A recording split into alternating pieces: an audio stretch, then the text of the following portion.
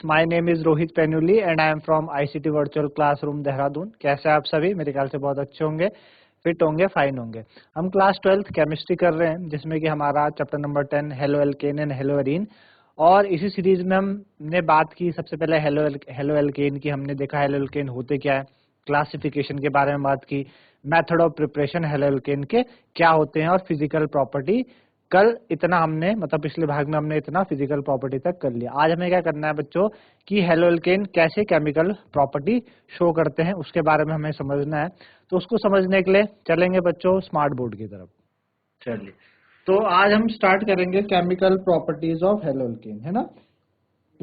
Hello alkane की chemical properties.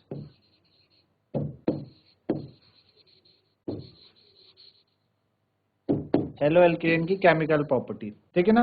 तो जो हेलो एल्केन है बच्चों, हेलिकल केमिकल रिएक्शन है। केमिकल प्रॉपर्टी कैसे दिखाते हैं? हेलो एल्केन को chemic on the basis of chemical तीन भागों में डिवाइड किया है। तीन तरीके की रिएक्शन वो शो करते हैं। पहला है आपका nucleophilic substitution. Nucleophilic substitution,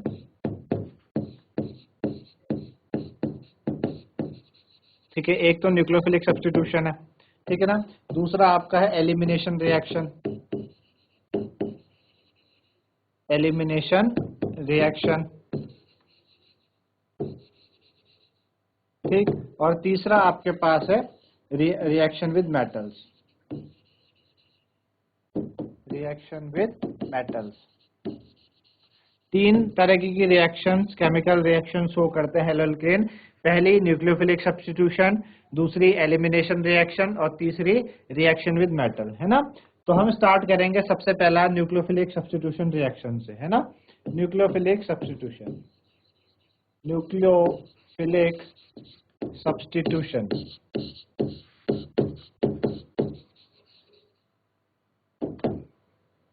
nucleophilic substitution reaction, ठीक है। न्यूक्लियोफिलिक सब्स्टिट्यूशन रिएक्शन की हम बात करेंगे, ठीक। तो देखेंगे भाई न्यूक्लियोफिलिक सब्स्टिट्यूशन रिएक्शन में होता क्या है और क्या क्या है न्यूक्लियोफिलिक सब्स्टिट्यूशन रिएक्शन करती है, ठीक है ना। चलिए, तो सबसे पहले बात करते हैं न्यूक्लियोफाइल की बात करेंगे, क्योंकि यहाँ पे वर्ड आया है न्यूक्लियोफाइल, है ना। यहाँ पे क्या वर्ड आया है? न्यूक्लियोफाइल। और न्यूक्लियोफिलिक सब्स्टिट्यूशन यानी सब्स्टिट्यूशन हो रहा है, किसका सब्स्टिट्यूशन हो रहा है? न्यूक्लियोफाइल का। तो पहले बात करें न्यूक्लियोफाइल होता क्या है ना। न्यूक्लियोफाइल होता क्या है? तो न्यूक्लियोफाइल क्या होता है बच्चों? न्यूक्लियोफाइल होते हैं आपके प्रोटोन लवर। न्यूक्लियोफाइल को हम कहते हैं प्रोटोन लवर। आपने क्लास 11 में पढ़ा होगा प्रोटोन लवर, है ना। प्रोटोन लवर बोलो या न्यूक्लियस लवर, न्यूक्लियस लवर। आपको पता है कि जो एटम है, एटम के अंदर क्या है? न्यूक्लियस है। न्यूक्लियस के अंदर आपके के पास क्या है?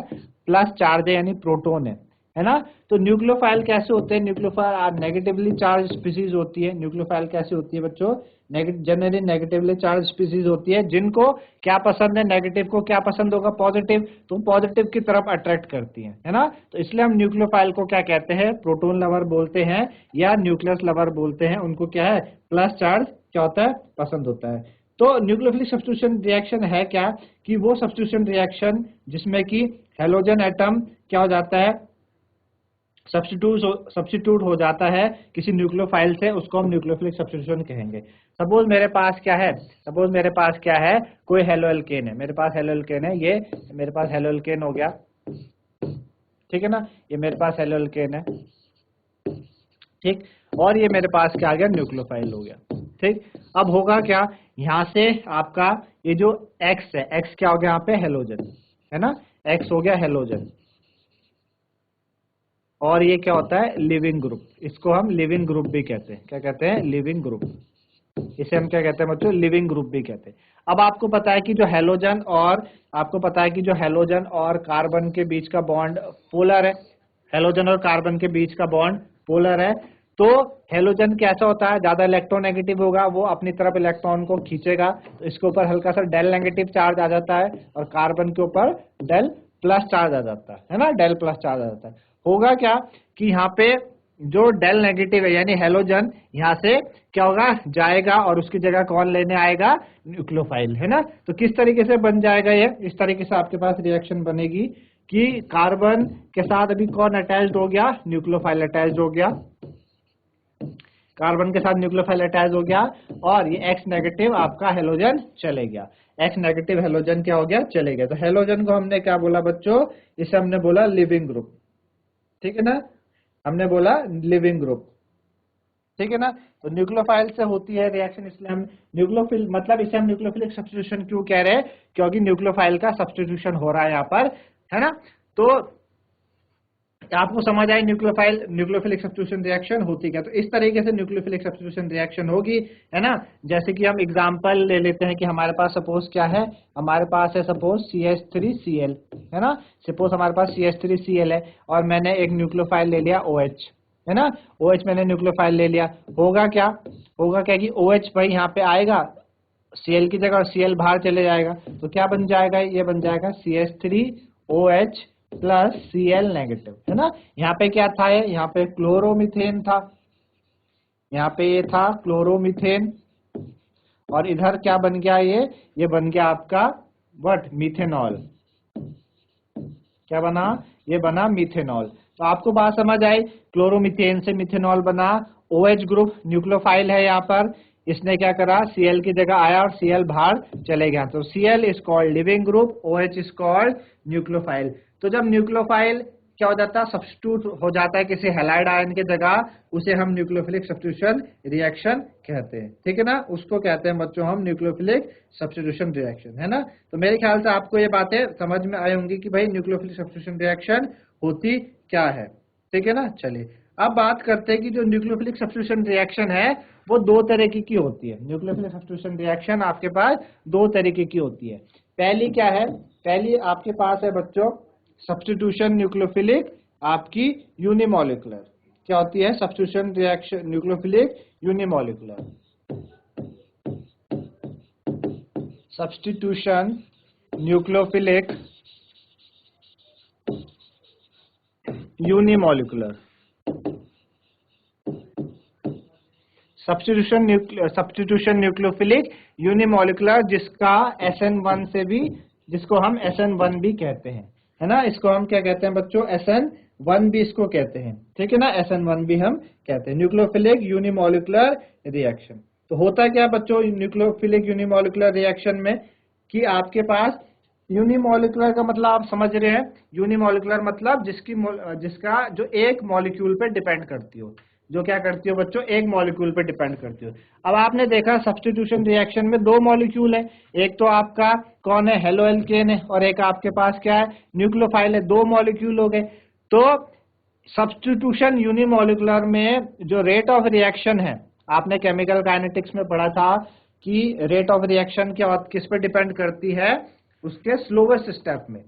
तो यहाँ पे जो आपका रेट ऑफ रिएक्शन है RDS है, वो किस पे डिपेंड करता है, किसी एक मॉलिक्यूल में, दो मॉलिक्यूल है ना, एक हेलो एल्केन है और एक न्यूक्लियोफाइल है, तो किसी एक मॉलिक्यूल पे डिपेंड करेगा, इसलिए हमने क्या बोला, सब्स्टिट्यूशन यूनिमॉलिक्यूलर बोला, इसको SN1 बोला, ठीक है ना, SN1 इस वजह से हमने इसको बोला, ठीक। तो SN1 किस तरीके से होती है, सपोज मेरे पास क्या है, मैं एक एग्जांपल से, पहले हम एग्जांपल लेते हैं फिर आपको बताएंगे कि कैसे यूनिमॉलिक्यूलर सब्स्टिट्यूशन आपकी हो रही है, ठीक है ना। चलिए तो देखेंगे, सबसे पहले हमने क्या कहा, पहले एग्जांपल ले लेते हैं यूनिमॉलिक्यूलर सब्स्टिट्यूशन का। हमारे पास है जैसे कि CH3 का होल थ्राइस CBr, ठीक है, CH3 का होल थ्राइस CBr प्लस हमने इसको इस रिएक्शन को कराया, हमने इसको रिएक्शन को कराया किसी पोलर प्रोटिक सॉल्वेंट के, पोलर प्रोटिक सॉल्वेंट, ठीक है ना। हमने क्या किया, हमने CH3 का होल थ्राइस CBr लिया, हमने क्या लिया है, 3 डिग्री एल्काइल हैलाइड लिया है ना। ये कैसा है बच्चों, 3 डिग्री एल्काइल हैलाइड है, कैसा है, 3 डिग्री एल्काइल हैलाइड, ठीक है ना। हमने एक 3 डिग्री एल्काइल हैलाइड लिया, आपको बताया था 3 डिग्री क्या होता है। आप यहाँ पे देख पा रहे हैं कि कार्बन है, कार्बन के साथ एक तो Br लगा है और 3 पोजीशन पे कौन लगे हैं, CH3 लगा है, CH3 लगा है, CH3 लगा है। जब कार्बन और हेलोजन बॉन्ड के साथ या कार्बन के साथ जब 3 कार्बन जुड़े हो तो उसको 3 डिग्री बोलते हैं, इसलिए हमने क्या कहा इसको 3 डिग्री एल्काइल हैलाइड बोला। हमने क्या किया 3 डिग्री एल्काइल हैलाइड को किसी पोलर प्रोटिक सॉल्वेंट के में रिएक्शन करवाई। अब पोलर प्रोटिक सॉल्वेंट क्या हो सकते हैं, जैसे कि वाटर हो गया आपके पास, है ना, वाटर पोलर प्रोटिक सॉल्वेंट होता है, और अल्कोहल हो सकता है, अल्कोहल भी पोलर प्रोटिक है, और क्या है एसिटिक एसिड है ना। तो ये ले सकते हैं आप, जब आप रिएक्शन कराएंगे तो आप वाटर ले सकते हैं, अल्कोहल ले सकते हैं, या फिर एसिटिक एसिड ले सकते हैं, ठीक है ना। अच्छा, तो जो रिएक्शन होगी, है ना, ये जो रिएक्शन होगी ये कैसी होती है बच्चों, ये फर्स्ट ऑर्डर काइनेटिक्स फॉलो करेगी। क्या करेगी, first order kinetics. First order मतलब इसका जो ऑर्डर आएगा, आपने केमिकल काइनेटिक्स में पढ़ा था कि इसका जो ऑर्डर होगा वो क्या होगा, इसका फर्स्ट ऑर्डर रिएक्शन है, ठीक है ना। मतलब रेट ऑफ रिएक्शन किस पे डिपेंड कर रही है, सिर्फ एक रिएक्टेंट के कंसंट्रेशन पे डिपेंड करती है, ठीक है ना। तो पहले प्रोडक्ट बना लेते हैं। होगा क्या कि हमने कोई पोलर प्रोटिक सॉल्वेंट लिया, सपोज मैंने यहाँ पे वाटर ले लिया, H2O ले लिया, है ना, मैंने क्या ले लिया, वाटर ले लिया H2O। तो होगा क्या, Br की जगह कौन चले जाएगा, सब्स्टिट्यूशन करने OH चले जाएगा, CH3 का होल थ्राइस COH चले जाएगा, और प्लस Br नेगेटिव, है ना, Br नेगेटिव। तो CH3 होल थ्राइस C है ना, ये इसका अगर आप नाम बोले CH3 होल थ्राइस C का, अगर आप इसकी नंबरिंग करें तो 1 2 3, है ना। तो 2 ब्रोमो 2 मिथाइल प्रोपेन, है ना, इसका नाम होगा। इसका आईयूपीएसी नेम बताएं आपको, 2 ब्रोमो, इसका आईयूपीएसी नेम क्या हो जाएगा, 2 bromo 2 methyl propane, 2 bromo 2 methyl propane, है ना, ये इसका आईयूपीएसी नेम हो जाएगा। और इधर जो प्रोडक्ट बना वो कैसा हो जाएगा, 2 methyl propane 2 all, 2 methyl propane 2 all, है ना, 2 मिथाइल प्रोपेन 2 ऑल इसका नाम हो जाएगा। तो ये हुई बच्चों रिएक्शन, है ना, ये सपोज क्या है आपकी रिएक्शन है, ठीक है ना। चलिए अब इसको देखते हैं, इसको मैं आपको इस तरीके से लिख के बताता हूं। हमने क्या किया, हमने एक 3 डिग्री एल्काइल हैलाइड लिया है, हमने क्या किया, एक 3 डिग्री एल्काइल हैलाइड लिया, CH3 और यहाँ पे Br, है ना। क्या है ये आपका 2 ब्रोमो 2 मिथाइल प्रोपेन है, 3 डिग्री एल्काइल हैलाइड है। हमने क्या लिया बच्चों, पोलर प्रोटिक सॉल्वेंट लिया, वाटर लिया, तो वाटर का हमारे पास क्या आया, OH आया। वाटर किससे बना है, HOH नेगेटिव से बनता है, H प्लस और OH से। जो वाटर है ना, वाटर किससे बनता है, H2O किससे बनता है, H प्लस और OH नेगेटिव से। तो यहाँ पे OH नेगेटिव क्या हो गया, ये OH नेगेटिव क्या है, न्यूक्लियोफाइल है, ये क्या है, न्यूक्लियोफाइल है। OH नेगेटिव क्या है, न्यूक्लियोफाइल है। तो OH नेगेटिव न्यूक्लियोफाइल अटैक करने आया यहाँ पर। जब OH नेगेटिव न्यूक्लियोफाइल अटैक करने आया तो Br तो लिविंग ग्रुप हो गया, उसके जगह OH नेगेटिव आ गया, तो क्या बना हमारे पास प्रोडक्ट, हमारे पास बना CH3 और यहाँ पे OH नेगेटिव आया प्लस Br नेगेटिव निकल, ठीक है ना। अब हमने बोला कि ये जो रिएक्शन है, ये जो SN1 रिएक्शन हो रही है आपकी, ये जो SN1 रिएक्शन हो रही है, ये क्या कर रही है, it follows first order kinetics. ये क्या करती है बच्चों, फर्स्ट ऑर्डर काइनेटिक्स फॉलो करती है। कहने का मतलब मीन्स जो रेट ऑफ रिएक्शन है, जो rate of reaction is depend only upon one concentration. Rate of reaction is depend upon only one reactant. एक reactant पे rate of reaction depend कर रही है, और वो क्या है, यहाँ पे क्या है, वो यहाँ पे आपका वो हो जाएगा आपके पास ये 2 bromo 2 methyl propane, 2 bromo 2 methyl propane, ठीक है ना। 2 ब्रोमो 2 मिथाइल प्रोपेन, सिर्फ यहाँ पे 2 मॉलिक्यूल है, एक तो ये हो गया 2 मिथाइल 2 ब्रोमो प्रोपेन, और एक OH नेगेटिव न्यूक्लियोफाइल, 2 मॉलिक्यूल है, 2 रिएक्टेंट है। ये रिएक्शन, इसका जो RDS है ना, RDS क्या बोलते हैं, स्लोवेस्ट स्टेप है, वो किस पे डिपेंड कर रहा है, सिर्फ एक रिएक्टेंट पे डिपेंड कर रहा है। इस पे डिपेंड कर रहा है, तो हमने कहा कि कैसी है, फर्स्ट ऑर्डर रिएक्शन है ना। केमिकल काइनेटिक्स में आपने देखा था फर्स्ट ऑर्डर रिएक्शन क्या होती है ना, फर्स्ट ऑर्डर रिएक्शन क्या होती है। तो ये किस पे, सिर्फ एक पे डिपेंड कर रही है। आई बात समझ में आपको, सिर्फ एक उस पे डिपेंड करती है, जो कि टर्शियरी ब्यूटाइल इस पे डिपेंड कर रही है, ब्रोमाइड, टर्शियरी ब्यूटाइल ब्रोमाइड पे डिपेंड कर रही है, ठीक है ना। अब देखते हैं इस SN1 के बच्चों, SN1 को हम क्या करते हैं, 2 स्टेप्स में ये रिएक्शन होती है ना, 2 स्टेप में रिएक्शन होती है। सबसे पहला स्टेप क्या होगा, स्टेप 1, सबसे पहला स्टेप होता है formation of carbocation, formation of carbocation. सबसे पहले क्या बनेगा, कार्बोकैटायन का फॉर्मेशन होगा, ठीक है ना, कार्बोकैटायन फॉर्म होगा। हमारे पास क्या है, हमारे पास 3 डिग्री अल्काइल हैलाइड है ना, हमारे पास क्या है, 3 डिग्री अल्काइल हैलाइड है, CH3 CH3 CH3, ठीक है ना। ये आपका क्या है, 3 डिग्री अल्काइल हैलाइड है। ये स्टेप 1 है। होगा क्या, यहां से क्या होगा कि जो Br है, जो लिविंग ग्रुप है Br, वो यहां से चला जाएगा, है ना। अब आपको पता है कि भाई C और Br के बीच में बॉन्ड बना, एक एक इलेक्ट्रॉन इन्होंने क्या किया, एक एक इलेक्ट्रॉन आपस में शेयर करे, एक एक इलेक्ट्रॉन क्या करे, इसमें आपस में शेयर करे। तो Br ने क्या किया, Br ने बोला भाई मैं अपना इलेक्ट्रॉन लेके जा रहा हूं, तो Br अपना इलेक्ट्रॉन लेके चले गया, Br नेगेटिव बाहर हो गया, ठीक है ना। तो उस वजह से कार्बन पे इलेक्ट्रॉन की कमी हो गई, तो उस पर प्लस चार्ज आ गया, है ना, प्लस चार्ज आ गया। तो CH3 प्लस, इसको बोलते हैं बच्चों कार्बोकैटायन। क्या है ये, कार्बोकैटायन। आपको 11th में आपने पढ़ा होगा आपने 11th में कि कार्बोकैटायन का फॉर्मेशन कैसा होता है, और कैसा कार्बोकैटायन है, 3 डिग्री कार्बोकैटायन है, क्योंकि कार्बन के साथ कितने कार्बन जुड़े हैं, 3 कार्बन जुड़े हैं। तो कैसा कार्बन है, 3 डिग्री कार्बोकैटायन है। कैसा है, 3 डिग्री कार्बोकैटायन है आपका, है ना। समझ आया आपको बात, 3 डिग्री कार्बोकैटायन। तो पहला स्टेप ऐसा होता है ना, पहला स्टेप ऐसा होता है। हमने 3 डिग्री ही क्यों लिया, हम 1 डिग्री भी ले सकते थे, 2 डिग्री भी ले सकते थे, पर SN1 रिएक्शन जो होती है, SN1 रिएक्शन होती है, चलिए बात आपको बाद में बताएंगे कि हमने 3 डिग्री क्यों लिया। अभी आप इतना समझ लिए कि स्टेप 1 में पहले कार्बोकैटायन बना, है ना, कार्बोकैटायन इस तरीके से बनता है, Br नेगेटिव चले गया बाहर, ठीक है ना, Br नेगेटिव बाहर चले गया, स्टेप 1 हुआ।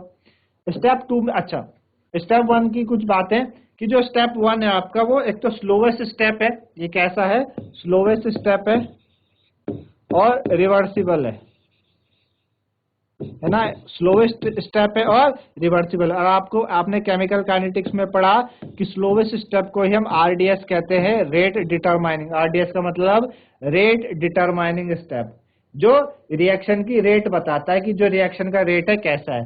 तो यहाँ पे हमने देखा ये स्लोवेस्ट स्टेप है, और यहाँ पे एक ही मॉलिक्यूल के कारण रिएक्शन का रेट डिटरमाइन कर रहा है, इस वजह से हमने इस रिएक्शन को क्या बोला, फर्स्ट ऑर्डर रिएक्शन। इस वजह से हमने इस रिएक्शन को बोला। आई बात समझ में आपको, स्टेप 1 में ये होता है। तो यहाँ पे इस तरीके से आपका ये हुआ, ठीक है ना। चलिए आई बात समझ में आपको, यहाँ पे Cr बॉन्ड टूटा, उस वजह से एनर्जी ऑब्टेन्ड हुई, है ना, और आपका क्या हुआ। अच्छा, एक और बात कि हमने पोलर प्रोटिक सॉल्वेंट, हमने पीछे बात की थी कि हमने क्या किया, पोलर प्रोटिक सॉल्वेंट लिया है ना, पोलर प्रोटिक सॉल्वेंट हमने लिया। चलिए, तो पोलर प्रोटिक सॉल्वेंट क्या करता है, यहाँ पे देखिए पोलर प्रोटिक सॉल्वेंट करता क्या है, जो Br नेगेटिव है, अभी तो Br क्या है, Br भी एक तरीके का न्यूक्लियोफाइल, उसके पास भी नेगेटिव चार्ज है, तो वो अभी भी क्या कर रहा है, ऊपर यहाँ से चले तो गया, मतलब यहाँ से निकल तो गया, लेकिन अभी भी वो इस कार्बोकैटायन के आसपास मंडरा रहा है। तो अब उसको तो न्यूक्लियोफाइल है, उसे तो पॉजिटिव चार्ज चाहिए, तो क्या कर सकता है, वापस से अटैक कर सकता है, वापस से क्या कर सकता है, अटैक कर सकता है।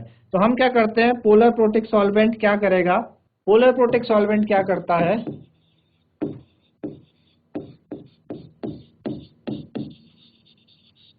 पोलर प्रोटिक सॉल्वेंट, जैसे हमने वाटर लिया है ना, हमने वाटर लिया, तो पोलर प्रोटिक सॉल्वेंट क्या करेगा भाई, Br नेगेटिव को घेर के रखेगा। पोलर प्रोटिक में क्या होता है, पोलर प्रोटिक, पोलर आप समझते हैं जैसे वाटर, H2O क्या है, पोलर है भाई। H2O क्या है, पोल्स बने हुए ना इसमें। H2O में क्या होता है, पोल्स बने हुए। H2O में क्या बनते हैं, O के ऊपर नेगेटिव चार्ज है, H के ऊपर प्लस चार्ज है। प्रोटिक का मतलब इस पे H प्लस है भाई, ऐसे बनता है ना ये कैसे बनता है, H प्लस OH नेगेटिव से बनता है ना। तो क्या करता है पोलर प्रोटिक, क्या करता है Br नेगेटिव को क्या कर देगा, ऐसे घेर के रख देगा। पोलर प्रोटिक का क्या काम है, Br नेगेटिव को घेर के रखना, ऐसे Br नेगेटिव को क्या करना, घेर के रख देना। Br नेगेटिव को घेर के रखना। तो अब यहाँ पे आप देख पा रहे हैं ना, हमने OH नेगेटिव ले रखा है, बट वाटर क्या है, H प्लस और OH नेगेटिव से मिला। तो H प्लस क्या कर देगा, पोलर प्रोटिक सॉल्वेंट क्या करता है, Br नेगेटिव को ऐसे घेर, क्योंकि Br नेगेटिव अभी भी क्या है, उस कार्बोकेटाइन के ऊपर, वहां से पूरी तरीके से गया नहीं, उसके ऊपर नेगेटिव चार्ज है, उसको अल्टीमेटली क्या चाहिए, पॉजिटिव चार्ज की तरफ उसको जाना है। तो होगा क्या, पॉजिटिव चार्ज की तरफ जाना है तो अभी भी क्या कर सकता है, वापस अटैक कर सकता है। उस वजह से पोलर प्रोटिक क्या कर देगा, उसको घेर के रखेगा और उसको जाने ही नहीं देगा, मतलब उसको वापस से अटैक करने नहीं देगा। उतनी देर में क्या होगा, जो हमारा न्यूक्लियोफाइल है OH नेगेटिव, वो चले जाएगा और वो सी के साथ बॉन्ड बना लेगा, तो फिर बात खत्म, कहानी खत्म। तो इस तरीके से पोलर प्रोटिक सॉल्वेंट काम करता है। तो आपको स्टेप 1 समझ में आया कि स्टेप 1 में हुआ क्या है। स्टेप 1 में इस तरीके से होता है। अब स्टेप 2 क्या होता है, स्टेप 2 में अटैक ऑफ न्यूक्लियोफाइल।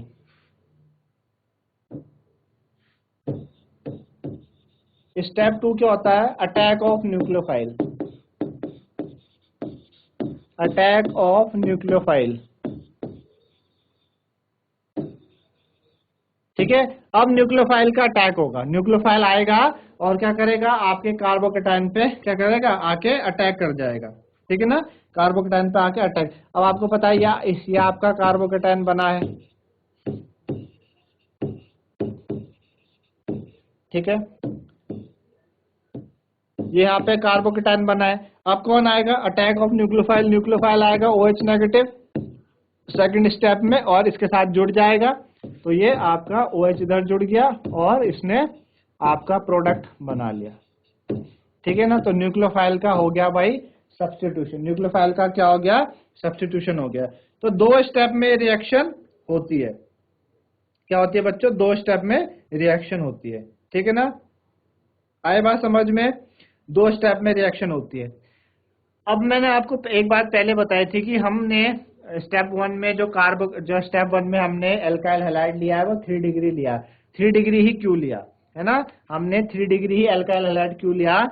तो आप देखें हमारे पास 3 डिग्री एल्काइल हैलाइड लेने का क्या मतलब है कि जो कार्बोकेटाइन जो बनेगा, कार्बोकेटाइन अगर मैं 3 डिग्री लूंगा तो 3 डिग्री कार्बोकेटाइन बनेगा, 2 डिग्री एल्काइल हैलाइड लूंगा तो 2 डिग्री कार्बोकेटाइन बनेगा, 1 डिग्री एल्काइल हैलाइड लूंगा तो 1 डिग्री कार्बोकेटाइन बनेगा। और आपने क्लास 11 में पढ़ा है कि जो ऑर्डर है 3 डिग्री, 2 डिग्री और 1 डिग्री का, 3 डिग्री ज्यादा स्टेबल है 2 डिग्री से और 2 डिग्री ज्यादा स्टेबल है 1 डिग्री से। ये कार्बोकेटाइन का क्या है, स्टेबिलिटी ऑर्डर है, कार्बोकेटाइन का स्टेबिलिटी ऑर्डर है। 3 डिग्री वो मोर स्टेबल है 1 डिग्री और 2 डिग्री से, है ना। तो भाई जो जितना ज्यादा स्टेबल होगा, जो जितना ज्यादा कार्बोकेटाइन स्टेबल, उतना अच्छा रिएक्शन के लिए होगा। इस वजह से हम क्या करते हैं, 3 degree carbocation, 3 degree alkyl halide को लेते हैं ताकि 3 डिग्री कार्बोकेटाइन का फॉर्मेशन हो, है ना। इस वजह से हम लेते हैं इसको। मेरे ख्याल से आपको ये बातें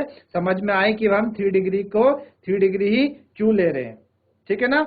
3 डिग्री हम इसलिए लेते हैं एल्काइल हैलाइड के केस में 3 डिग्री। तो अगर आपसे आपको क्वेश्चन दे दिया, आपके पास क्वेश्चन दे दिया 3 डिग्री, 2 डिग्री, 1 डिग्री और पूछा इनमें से SN1 रिएक्शन कौन देगा जल्दी से, तो आपका जवाब होना चाहिए 3 डिग्री SN1 रिएक्शन क्या देगा, बहुत जल्दी से देगा, ठीक है ना। आए बात समझ में, 3 डिग्री क्या करेगा, बहुत जल्दी से SN1 रिएक्शन देगा, ठीक है ना। तो ऑर्डर ऑफ SN1, कार्बोकेटाइन का ऑर्डर ये है। तो अगर हम बात करें कि ऑर्डर ऑफ SN1,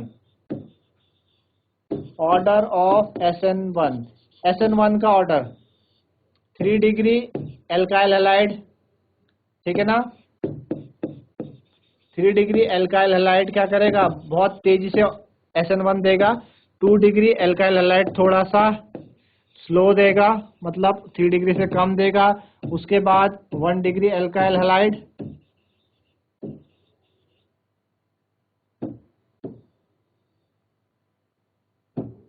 उसके बाद हम बोले 1 डिग्री एल्काइल हैलाइड,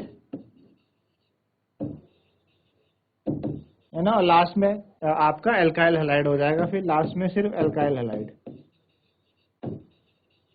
जैसे कि अगर मैं एग्जांपल ले लेता हूँ, यहाँ पे हम एग्जांपल ले लें, जैसे कि हम ले लें CH3 का होल थ्राइस, ठीक है ना, CBr, एक हमने ले लिया एल्काइल हैलाइड, ठीक है ना, एक हमने क्या ले लिया, एक हमने ले लिया CH3 का होल ट्वाइस CBr, ठीक है ना, एक ये 2 डिग्री हो गया, एक हमारे पास 1 डिग्री हो गया, 1 डिग्री क्या हो गया, CH3Br, है ना, ये हमारे पास क्या हो गया 1 डिग्री। या मैं एक काम कर सकता हूँ, इसको ऐसे लिख सकते हैं CBr, और इसको ऐसे लिख सकते हैं CH3CH2, ये 1 डिग्री है और ये आपका एल्काइल हैलाइड हो गया, है ना। इन तीनों में से आपका ये वाला बहुत तेजी से SN1 देगा और ये सबसे कम देगा, है ना। एक क्वेश्चन करें और देखते हैं कि इनमें से कौन SN1 रिएक्शन दे रहा है, कौन नहीं दे रहा है ना। चलिए,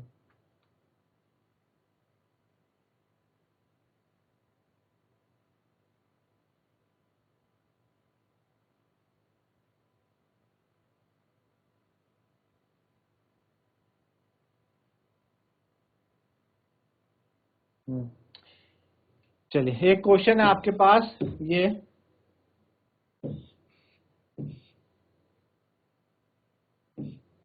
एक ये हो गया,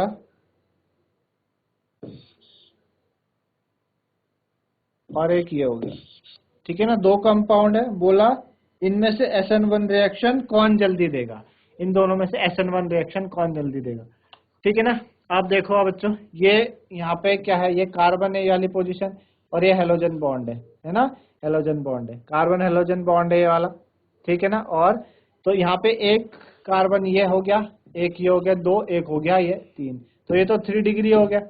अब यहाँ पे कार्बन है, कार्बन हेलोजन ये, है ना, तो एक कार्बन इधर वाला हो गया, एक कार्बन इधर वाला 2, और इधर H लगा होगा, तो क्या हो गया 2 डिग्री हो गया। और आपको पता है कि 3 डिग्री ज्यादा SN1 रिएक्शन देगा, मतलब तेजी देगा, तो ये वाला SN1 फास्टर देगा, आपका ये वाला SN1 क्या देगा, फास्ट। आए बात समझ में आपको, ये कैसे, ये क्यों 3 डिग्री क्यों हुआ, ये 2 डिग्री क्यों हुआ, है ना। तो 3 डिग्री क्या देगा, फास्टर SN1 रिएक्शन देगा। समझ आया आपको, ये 3 डिग्री है, ये 2 डिग्री है। तो इस तरीके से बच्चों आज हमने केमिकल प्रॉपर्टीज में सबसे पहले न्यूक्लियोफिलिक सब्स्टिट्यूशन की बात की, आपको बताया न्यूक्लियोफिलिक सब्स्टिट्यूशन में होता क्या है, और उसके अंदर हमने बात की न्यूक्लियोफिलिक भी 2 तरीके की बताया आपको, न्यूक्लियोफिलिक सब्स्टिट्यूशन यूनिमॉलिक्यूलर आज हमने करी, है ना। अगले भाग में न्यूक्लियोफिलिक सब्स्टिट्यूशन बायोमॉलिक्यूलर आपके लेके आएंगे, है ना। तो आज मेरे ख्याल से जितना आपको पढ़ा है आपको समझ में आया होगा। तो आज के लिए इतना ही, धन्यवाद, हैव अ नाइस डे।